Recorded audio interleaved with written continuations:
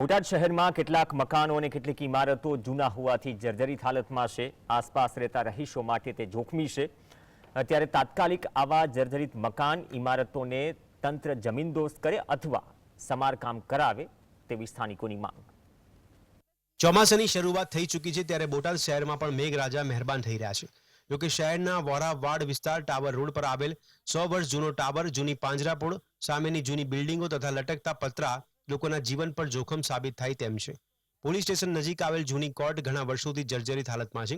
ત્યારે ધોધમાર વરસાદ શહેરમાં પડે અને આ જર્જરિત મકાન કે ઇમારતો પડશે તો તેનો જવાબદાર કોણ તેવા પ્રશ્નો રહીશો કરી રહ્યા છે। લોકોની માંગ છે કે તંત્ર કાં તો વહેલી તકે જર્જરિત ઇમારતોને ઉતારી લે અથવા તેનું સમારકામ કરાવે।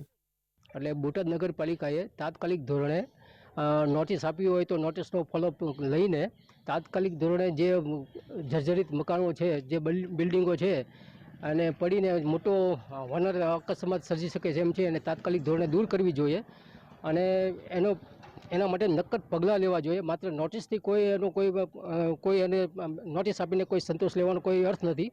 બોટાદમાં ઘણા બધા જે જૂના બાંધકામો છે, એમાં જે બોટાદનો જૂનો શહેરી વિસ્તાર છે, ટાવર રોડ છે, આ તમારી નજર સામે જે કોર્ટ આવેલી છે એ પણ ભયજનક સ્થિતિમાં મૂકેલી છે।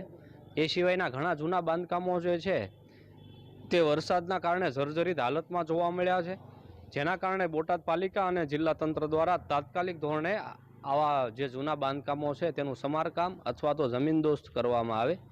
બોટાદ શહેરના ગઢડા રોડ પર જર્જરિત મકાનો અંગે સ્થાનિકો ઘણી વખત નગરપાલિકાને લેખિતમાં રજૂઆત કરી ચૂક્યા છે।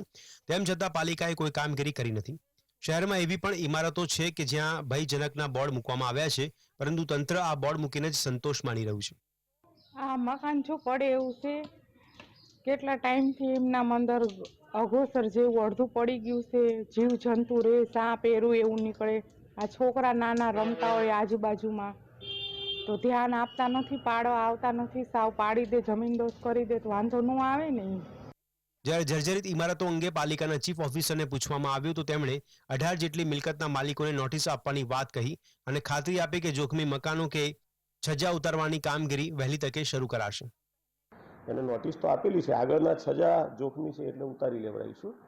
એના સિવાય વિશેષ એની નીચે દુકાનો અને વ્યવસાય ને બધું ચાલુ છે એટલે સમગ્ર તો નીચે પડી જાય એવું નથી, લટકતા થોડા ભાગો છે, 2-3 દિવસમાં એને જેટલા જોખમી હશે એટલાને દૂર કરાવીએ છીએ। અત્યારે તો તંત્ર જર્જરિત ઇમારતોના માલિકોને માત્ર નોટિસ આપીને સંતોષ માની રહ્યું છે, પરંતુ ભારે વરસાદથી કોઈ દુર્ઘટના ઘટે તો જવાબદાર કોણ હશે?